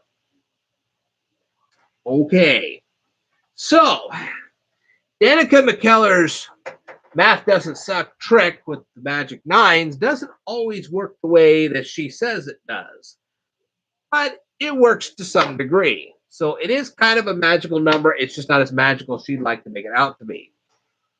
Okay.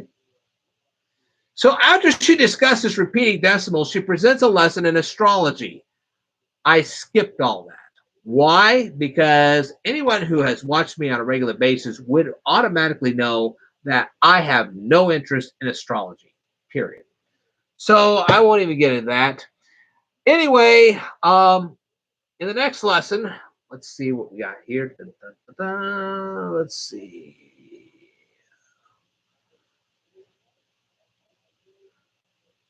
Let's go over here. In the next lesson, we're going shopping again. I tell you what, if you read this book long enough, you probably would go broke. But anyway, I digress. That's just a little humor. We will be covering some more shopping the next time we do a lesson from Danica Mckellar's Math Doesn't Suck book. Anyway, if you can get the book, it'll help you understand why I'm what my critiques are of this particular book. It's not a bad book in particular. It's just yeah, there's some flaws. I can tell you that right now. There are some flaws. But anyway, I digress. That's the end of the lesson for today. I will tell you more in a future video, so I'd like for you to stay tuned. Okay.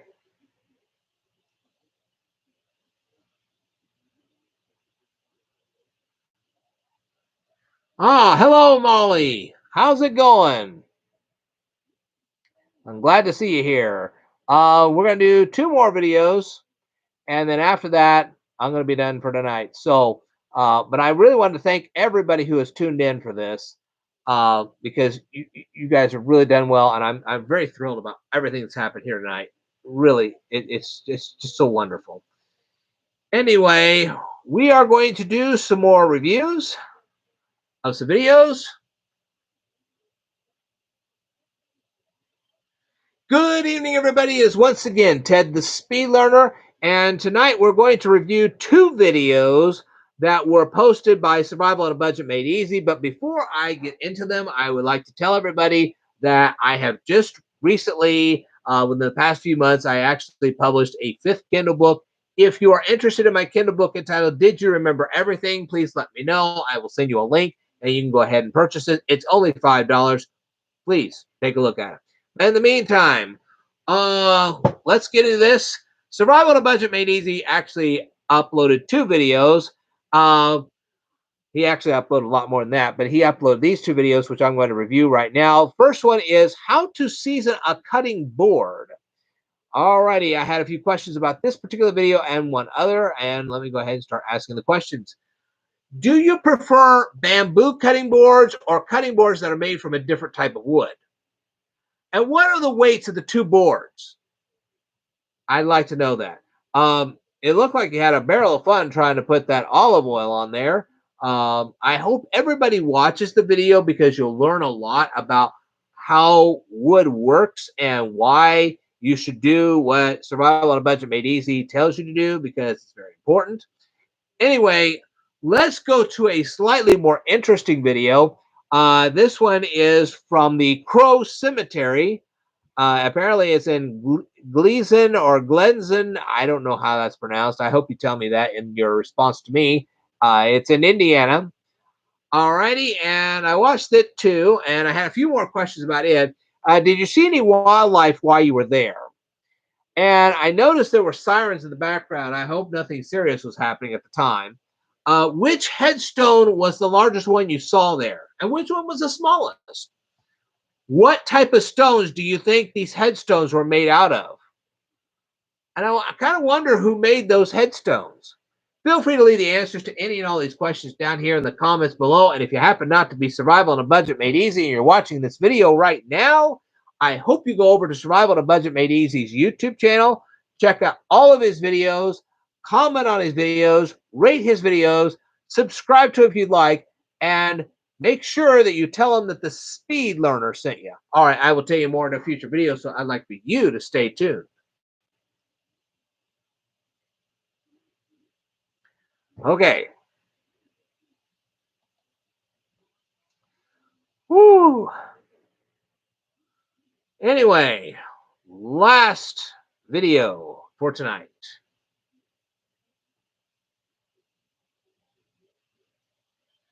Good evening, everyone. It is once again Ted the Speed Learner, and I'm here to hold on. That was really bad.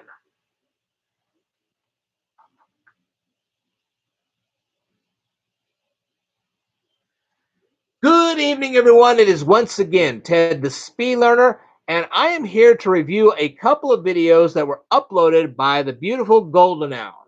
And before I even begin, I'm running a live stream right now. That is why you're seeing me at an angle. I have my laptop right here with all my notes, so I'm going to go ahead and make this presentation.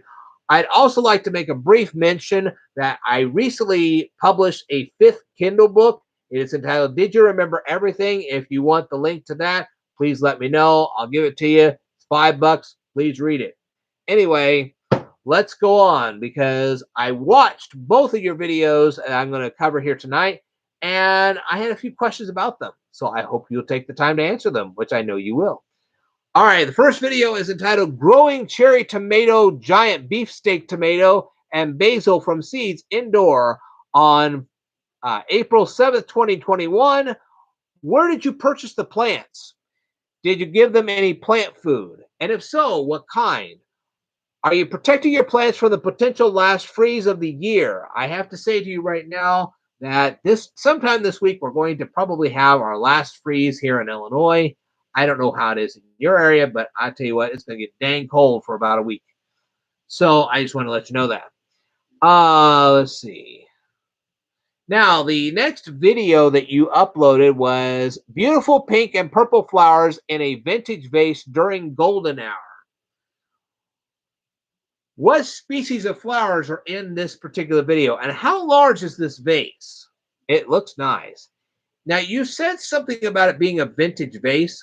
How old is the vase? I mean, is it a real antique, or it's like really valuable or something like that? I would like to know. Anyway, I hope you will take the time and leave the answers to all these questions down here in the comments below. And if you happen not to be in the beautiful Goldenhour and you're watching this video right now, I hope you go over to the beautiful Goldenhour's YouTube channel, rate her videos, watch her videos, subscribe to her channel if you'd like, and more importantly, tell her that the Speed Learner sent you. All right, I will tell you more in a future video, so I'd like for you to stay tuned. Whew. All right.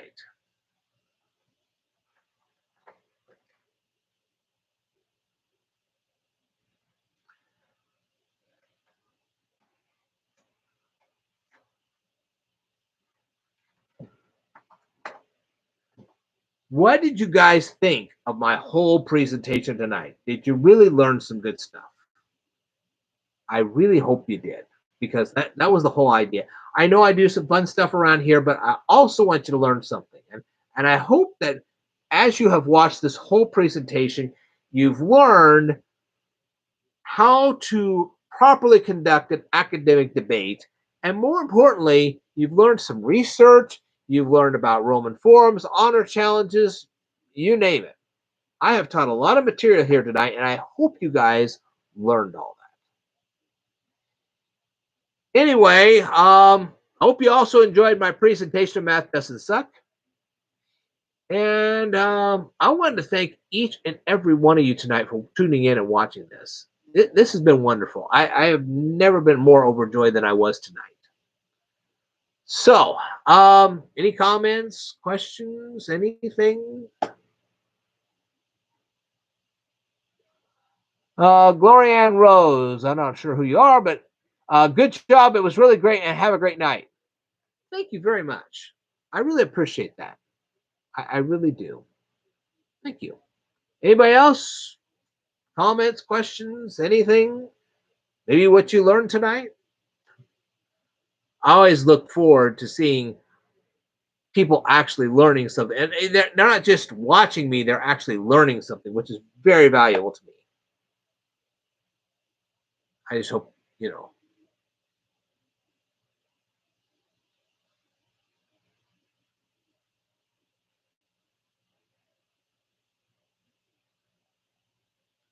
Anyway, I'll just give you a few minutes to let me know how things went, what you thought of what I said.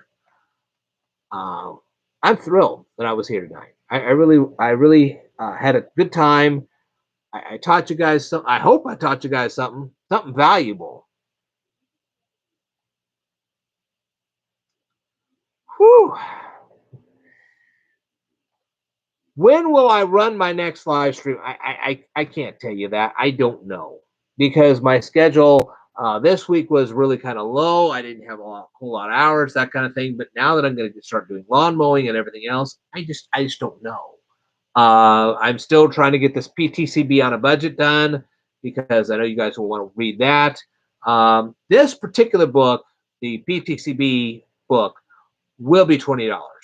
The reason is a lot of thick material, and there's a lot of stuff for you to memorize, and there's a lot of work I'm going to have to put into the book, so it's going to be a little more expensive than the rest of them. But I think you're going to understand why. Let me tell you something. The book that I showed you guys, that's almost $100. That is not a joke, folks. That was a very expensive book I bought. So, anyway,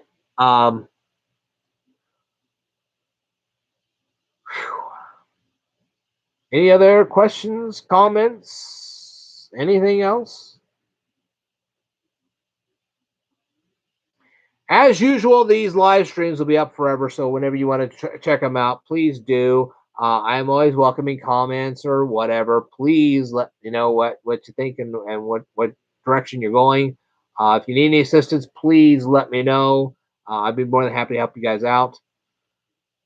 I want to thank you guys very, very much for tuning in tonight. My ears are always open. So if you have anything to say or want to know something or whatever, please tell me what's going on. Because I can't help you if I don't know. I do appreciate the 3 likes I actually got on this video.